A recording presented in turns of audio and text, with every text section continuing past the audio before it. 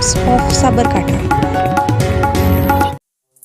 એચ.એલ. મહેતા અને બાઈ આનંદી ફ્રી વાતનાલય ખેડબ્રહ્માના પ્રમુખ અને અમૃત મહોત્સવના પ્રેરણામૂર્તિ કીર્તિકુમાર ઉમિયાશંકર જોશીના તૈલચિત્રનું અનાવરણ ડૉક્ટર એલ.આર. શર્માના હસ્તે કરવામાં આવ્યું હતું.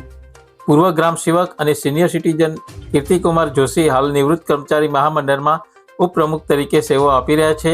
સાથે અન્ય 36 સંસ્થાઓમાં વિવિધ હોદ્દાઓ પર કાર્યરત છે.